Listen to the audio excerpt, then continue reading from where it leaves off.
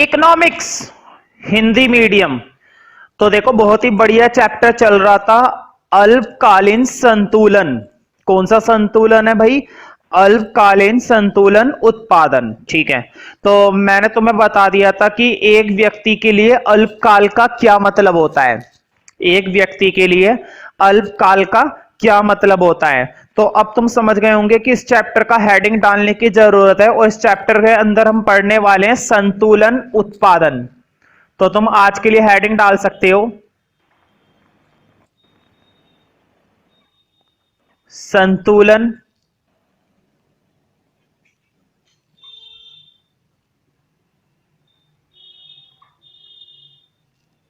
उत्पादन। क्या हेडिंग डाला जा सकता है? संतुलन उत्पादन। तो देखो संतुलन उत्पादन, अगर मैं तुमसे पूछूं, तुमसे छोड़ो किसी एक उत्पादक से पूछता हूं, तुमसे क्या पूछूं? तुम्हें तो खुद कुछ नहीं आता, तुमसे क्या पूछूं मैं? ठीक है, तो चलो मैं अगर किसी एक उत्पादक से पूछता हूं जाकर, पहली बात तो ये कि शायद वो मेरी बात सुन ले, है ना, पता चले मेरे दो मार दिए उसने, ये तू पूछेगा मुझसे। तो मैंने उससे पूछा कि भाई कितना बनाना चाहते हो। अगर किसी बंदे से पूछा जाए कि तू कितना बनाना चाहता है, तो वो क्या बोलेगा? वो बोलेगा तुझे कितना चाहिए, है कि नहीं। फॉर एग्जाम्पल हमारा मूर्तियों का काम है, मान लो एक मूर्तियों का काम है, मूर्तियां बनती हैं, है ना, भगवान की मूर्तियां होती हैं भाई, बहुत ही बढ़िया भगवान होते हैं। तो वो हमसे पूछता है कि कितना बनाओगे, हम क्या बोलेंगे? तुझे कितना चाहिए तू बता, तुझे 100 चाहिए तो 100 बना कर दूंगा, 150 चाहिए तो 150 बना कर दूंगा, और अगर दुनिया भर के चाहिए तो तुझे दुनिया भर के बना कर दूंगा, पूजा करता रहियो जिंदगी भर बैठकर, है कि नहीं। कहने का मतलब ये कि एक व्यक्ति जितना उत्पादित करता है, ध्यान से समझो, एक व्यक्ति अगर जितना ज्यादा उत्पादित कर रहा है और वो सारा का सारा उसका बिक जाए, मतलब उसने सारा का सारा बेच दिया, अच्छी बात है ना। जितना बनाया बिक गया, मतलब जितना तुमने सप्लाई करा उतना लोगों ने क्या करी? डिमांड करी। जितनी तुमने सप्लाई रखी उतनी ही लोगों ने क्या करी? डिमांड करी। या फिर उल्टा सोचो, जितनी लोगों ने डिमांड करी उतनी तुमने क्या करी? सप्लाई करी। मुझे बताओ, अगर तुमने 15 किलो गेहूं उत्पादित करे और मार्केट के अंदर 15 किलो गेहूं बिक गए, अच्छी बात है ना। 15 किलो गेहूं बनाए और 15 किलो लोगों ने मांगे, तुमने बनाए उन्होंने मांगे, मतलब तुमने जितने की सप्लाई करी उतने की उन्होंने क्या करी? डिमांड करी। मतलब कि सप्लाई और डिमांड आपस में क्या हो गए? बराबर हो गए। लेकिन हम बात कर रहे हैं समष्टि अर्थशास्त्र की, यहां पर मांग नहीं होता, यहां पर पूरे देश के द्वारा की गई मांग होती है। यहां पर क्या होता है? समग्र मांग होता है। यहां पर क्या होती है? समग्र मांग। मतलब पूरे देश के अंदर चीनी की मांग समग्र मांग, पूरे देश के अंदर वस्तुओं की मांग समग्र मांग, पूरे देश के अंदर इस मार्कर की मांग समग्र मांग। तो पूरे देश के अंदर जब तुमने जितनी भी चीजें बनाई वो सारी देश के लोगों ने मांग करी, तो क्या करी? समग्र मांग। और जब समग्र मांग किसके बराबर हो जाती है? समग्र पूर्ति के बराबर हो जाती है। मतलब कि एग्रीगेट डिमांड और एग्रीगेट सप्लाई, एग्रीगेट डिमांड और एग्रीगेट सप्लाई, ये दोनों की दोनों जब ये आपस में क्या हो जाएंगी? बराबर हो जाएंगी, तब हम क्या कहेंगे? कि संतुलन स्थापित हो गया। जितना तुमने बनाया उतना मार्केट के अंदर बिक गया, जितना लोगों ने मांगा उतना ही तुमने बनाया, ना तो कम पड़ा ना ही ज्यादा हुआ। लेकिन जरा सोचकर बताओ, क्या रियल में ऐसा होता है? रियल में ऐसा नहीं होता कि तुमने ज्यादा बनाया, लोगों ने उतना मांगा नहीं, बच जाएगा, है ना। तुमने कम बनाया, लोगों ने खूब मांगा, कम पड़ जाएगा, है ना। दो बातें होती है ना, या तो जरूरत से ज्यादा बन जाता है या फिर जरूरत से कम बन जाता है। दोनों ही केस में संतुलन स्थापित नहीं हो पाता। इसका मतलब यह हुआ कि संतुलन तो तभी मिलेगा जब एग्रीगेट डिमांड और एग्रीगेट सप्लाई ये दोनों के दोनों आपस में क्या होंगे? इक्वल होंगे। ठीक है, तो हेडिंग तुम लोगों ने डाल दिया संतुलन उत्पादन, लेकिन संतुलन उत्पादन के लिए पहले तुम्हें लिखना पड़ेगा एक छोटा सा नोट। तो नोट के अंदर लिखो फर्स्ट पॉइंट, एक, मुझे बताओ जितना ज्यादा तुम उत्पादित करते हो जितना ज्यादा तुम उत्पादित करते हो, मतलब जितना ज्यादा तुम बनाते हो, उतनी ज्यादा तुम्हारी क्या हो जाएगी, इनकम हो जाएगी। फॉर एग्जाम्पल तुमने 10 लाख रुपए का माल बनाया, तुमने 10 लाख रुपए का क्या बनाया, माल बनाया, तो तुम्हारी इनकम भी कितनी हो सकती है, मैं ये नहीं कह रहा 10 लाख ही होगी, लेकिन कितनी हो सकती है, 10 लाख रुपए की हो सकती है ना। मैं इसलिए कह रहा हूं हो सकती है, होगी तो तब ना जब बिक जाएगा, लेकिन हो तो सकती है ना 10 लाख, हो सकता है 8 लाख की इनकम रहे, हो सकता है 5 लाख की इनकम रहे, थोड़ा बहुत बच जाए। अगर सारा बिक गया तो कितनी हो सकती है, 10 लाख, है कि नहीं। अगर तुमने 15 लाख का माल बनाया तो कितनी इनकम हो सकती है, 15 लाख। यानी कि तुम संतुलन उत्पादन बोलो या फिर संतुलन आय बोलो, है ना भाई, संतुलन उत्पादन बोलो या फिर संतुलन आय बोलो, एक ही बात है ना। जितना ज्यादा बनाओगे उतना ज्यादा कमाओगे, जितना ज्यादा बनाओगे उतना ज्यादा क्या करोगे, कमाओगे। इसको संतुलन उत्पादन, संतुलन आय और संतुलन जीडीपी, तीन नाम से जाना जाता है। अपने हेडिंग में तीनों चीजें लिख लो, संतुलन उत्पादन, संतुलन आय और संतुलन जीडीपी। क्योंकि जीडीपी का मतलब क्या होता है तुम्हें मालूम होगा, जीडीपी कहने का मतलब एक देश के अंदर बनाई गई वस्तुएं और सेवाएं, ये तो होता है सकल घरेलू उत्पाद। उत्पाद मतलब एक देश के अंदर बनाया गया उत्पादन। अब लिखो नोट नंबर फर्स्ट में, एक देश के संतुलन उत्पादन को संतुलन आय, एक देश के संतुलन उत्पादन को, एक देश के संतुलन उत्पादन को संतुलन आय या संतुलन जीडीपी, है ना।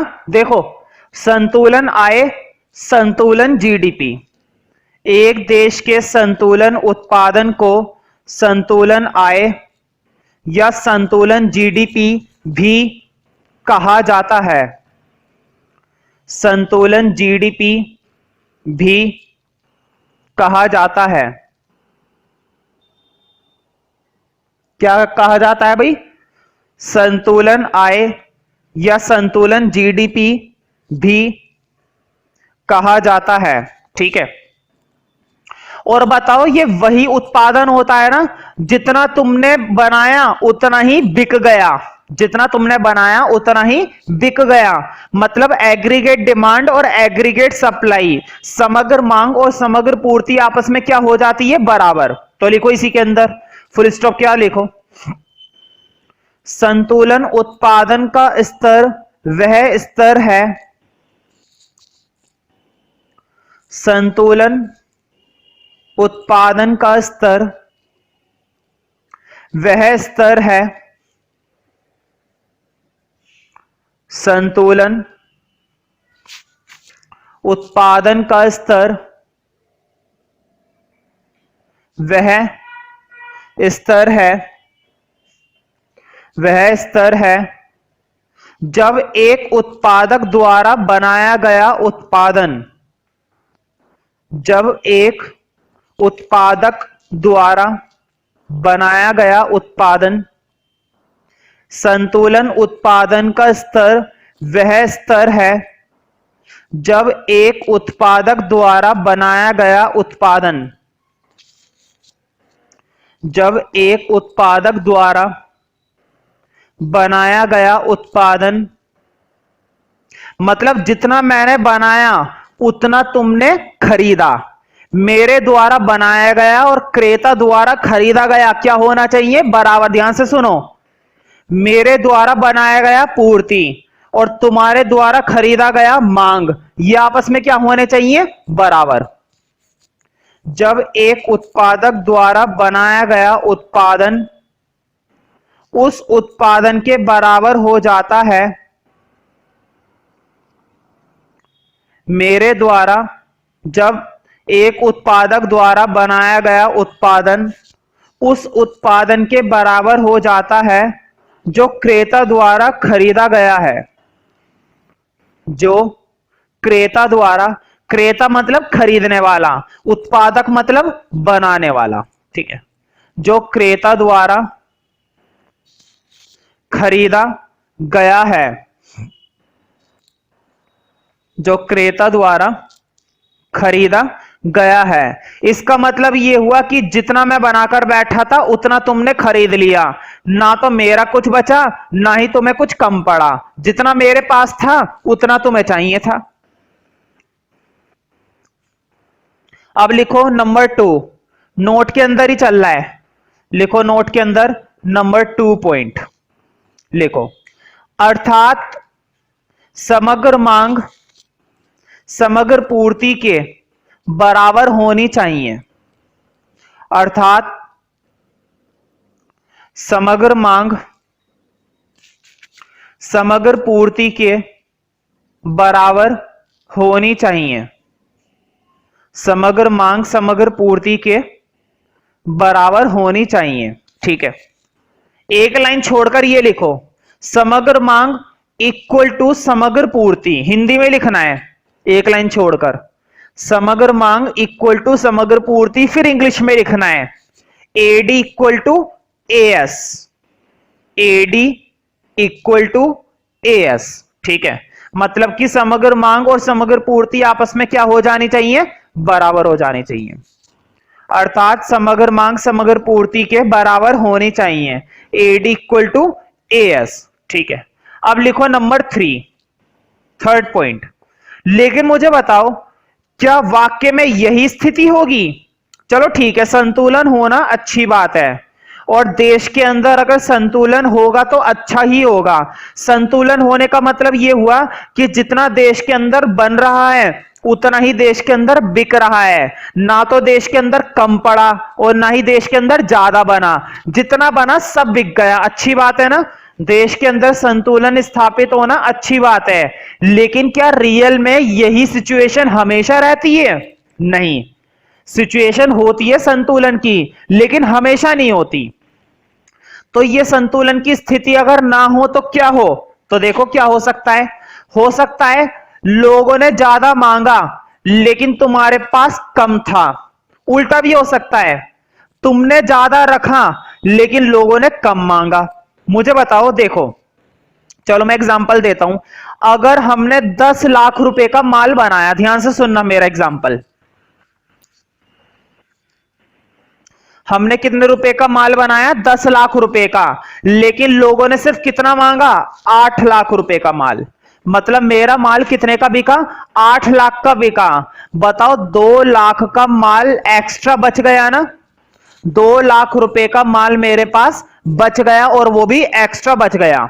तो बताओ ऐसे में क्या होगा? ऐसे में मेरे पास कुछ ना कुछ स्टॉक बना रहेगा ना, ऐसे में मेरे पास कुछ ना कुछ क्या रह जाएगा? स्टॉक रह जाएगा। ठीक है, तो लिखो नंबर 3 के अंदर, नंबर 3 में लिखो, लिखो परंतु 2 स्थितियों में संतुलन स्थापित नहीं होता है, परंतु 2 स्थितियों में संतुलन स्थापित नहीं होता है,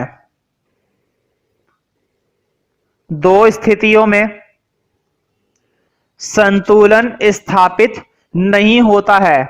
अब वो कौन कौन सी 2 स्थिति है वो हमें देखनी है। 2 स्थितियों में संतुलन स्थापित नहीं होता है, लिखो एक लाइन छोड़कर, एएस ग्रेटर देन एडी या फिर एएस लेस देन एडी, है ना। देखो अब जरा, ज्यादा बनाकर बैठ गए, लोगों ने कम डिमांड करी,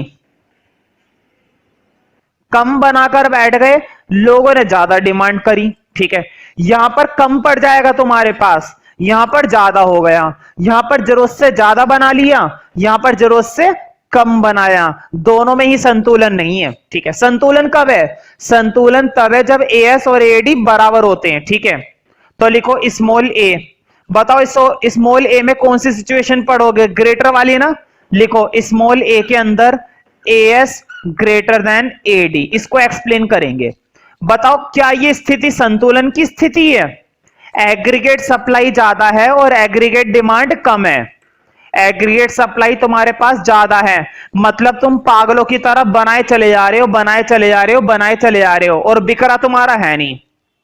ऐसे में क्या होगा, तुम्हारे पास बहुत सारा उत्पादन बच जाएगा ना, जो तुम्हारा बिकेगा बिल्कुल भी नहीं। ठीक है, तो लिखो A S greater than A D में लिखो उत्पादकों के पास स्टॉक ज्यादा था, इसका मतलब यही तो है, सप्लाई ज्यादा होने का मतलब उनके पास दुनिया भर का क्या था, स्टॉक था, लेकिन लोगों ने खरीदा ही नहीं। उत्पादकों के पास स्टॉक ज्यादा था परंतु लोगों के द्वारा कम मांग हुई। उत्पादकों के पास स्टॉक ज्यादा था, उत्पादकों के पास स्टॉक ज्यादा था परंतु लोगों के द्वारा कम मांग हुई, लोगों के द्वारा कम मांग हुई। तो इस स्थिति में कुछ स्टॉक बिना बिके रह जाएगा, है ना, कुछ बच गया। तो इस स्थिति में कुछ स्टॉक बिना बिके रह जाएगा, तो इस स्थिति में कुछ स्टॉक बिना बिके रह जाएगा। और बताओ, एक तरीके से ये नुकसान हो गया ना, हालांकि उस स्टॉक को हम संभाल के रख लेंगे, मैं भी मानता हूं हर कोई रखता है संभाल कर, फेंकेंगे तो है नहीं, ठीक है, लेकिन ऑन द स्पॉट तो नुकसान ही हो गया कि हमारा माल बिका नहीं, टेक्निकली देखा जाए तो लॉस हो गया। ठीक है, तो देखो स्टॉक बिना बिके रह जाएगा जो हानि को दर्शाएगा, जो हानि को दर्शाएगा, मतलब कि क्या दर्शाएगा, लॉस, हमारा क्या हो गया, लॉस हो गया। ठीक, जो हानि को दर्शाएगा, किसको दर्शाएगा, हानि को। अब ध्यान से सुनो, ये तो वही बात हो गई,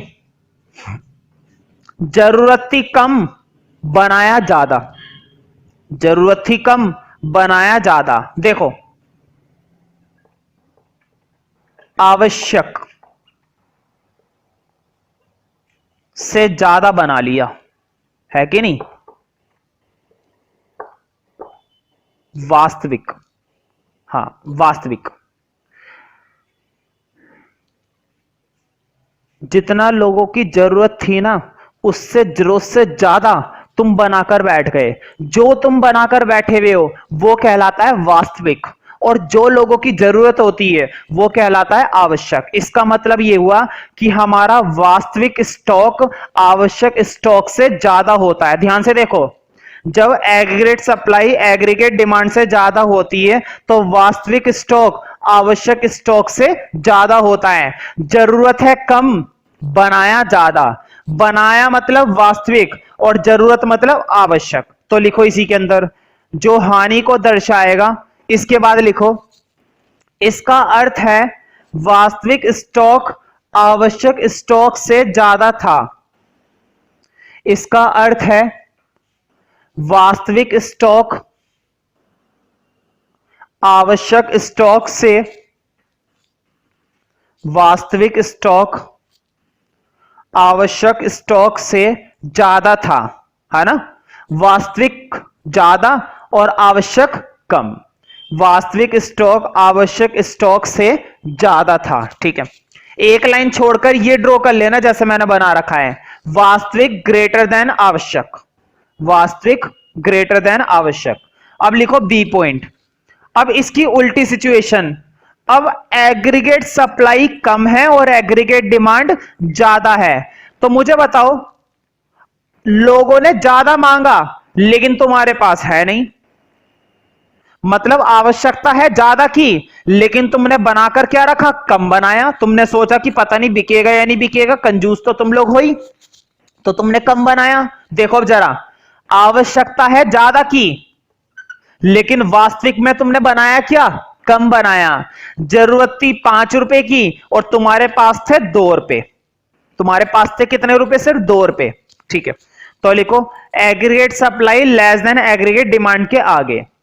तो बताओ ऐसे में स्टॉक कम पड़ जाएगा ना।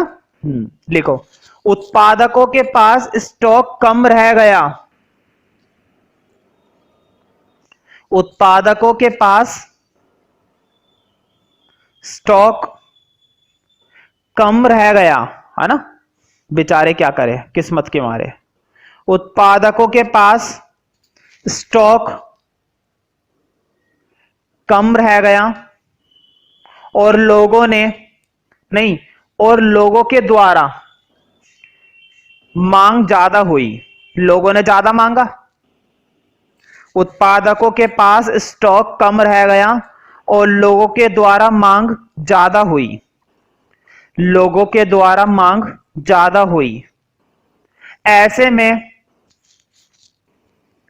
तो बताओ ऐसे में क्या तुरंत उत्पादन हो जाएगा? नहीं, उत्पादन ऐसे नहीं होता कि लोगों ने मांगा तो बनाना शुरू कर दिया, नहीं, क्योंकि पूरे देश के उत्पादन की बात हो रही है, किसी एक दुकान की बात नहीं हो रही है।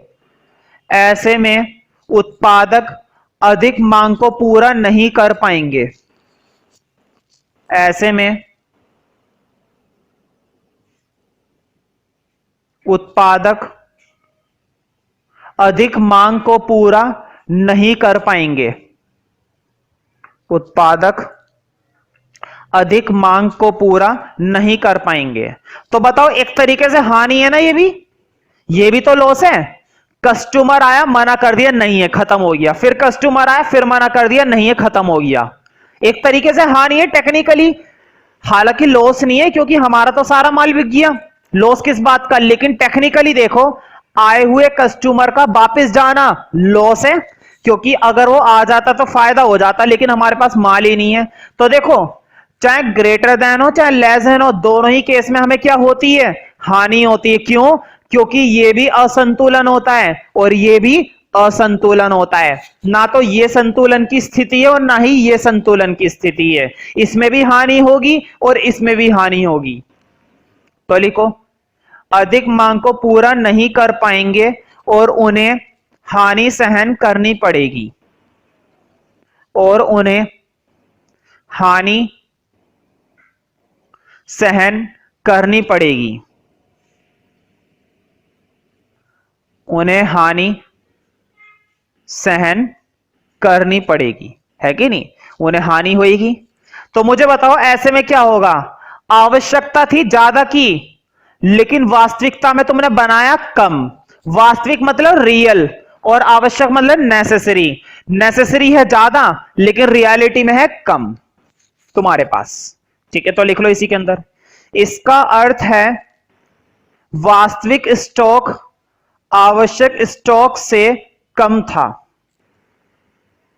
इसका अर्थ है वास्तविक स्टॉक आवश्यक स्टॉक से वास्तविक स्टॉक आवश्यक स्टॉक से कम था। आवश्यक स्टॉक से कम था। अब एक लाइन छोड़कर ये लिख लो, वास्तविक लेस देन आवश्यक, जो बोर्ड पे लिखा हुआ है, वास्तविक लेस देन आवश्यक। अब बात करते हैं तीसरी स्थिति की। मुझे बताओ ये जो शुरू की दो स्थिति मैंने समझाई, ये शुरू की दो स्थिति क्या दिखा रही है? असंतुलन। इसका मतलब जो तीसरी स्थिति होगी गारंटी है वो क्या दिखाएगी? संतुलन। तो लिखो AS इक्वल टू AD। सारा टॉपिक किसके बारे में? इसी दो सिचुएशन के बारे में। और किसके बारे में? लिखो AS इक्वल टू AD में लिखो। तो मुझे बताओ यहां पर क्या होगा? जितने की आवश्यकता उतना तुम्हारे पास है, जितने की आवश्यकता है उतना तुम्हारे पास है, बेच दो, है ना। मतलब कि आवश्यक और वास्तविक क्या हो जाता है? यहां पर बराबर हो जाता है। तो लिखो इस स्थिति में वास्तविक तथा आवश्यक स्टॉक बराबर होता है। इस स्थिति में वास्तविक तथा आवश्यक स्टॉक, इस स्थिति में वास्तविक तथा आवश्यक स्टॉक बराबर होता है, बराबर होता है। इसका अर्थ है कि उतना ही उत्पादन किया गया था जितने की आवश्यकता थी। इसका अर्थ है कि उतना ही उत्पादन किया गया था, उतना ही उत्पादन किया गया था जितने की आवश्यकता थी, जितने की आवश्यकता थी। और बताओ कोई हानि हुई? नहीं, ना तो एक्स्ट्रा और ना ही कम, जितने की जरूरत उतना है, उतना ही उत्पादन किया गया था जितने की आवश्यकता थी, और ऐसे में कोई हानि नहीं होगी, ऐसे में कोई हानि नहीं होगी, ऐसे में कोई हानि नहीं होगी, है ना, लॉस ही नहीं होगा, ऐसे में कोई हानि नहीं होगी। ठीक है, ये लिख लो एक लाइन छोड़कर, वास्तविक बराबर है आवश्यक के। वास्तविक किसके बराबर हो गया? आवश्यक के। मतलब जितनी लोगों की आवश्यकता थी उतना ही तुमने बनाया, ना जरूरत से ज्यादा ना ही जरूरत से कम।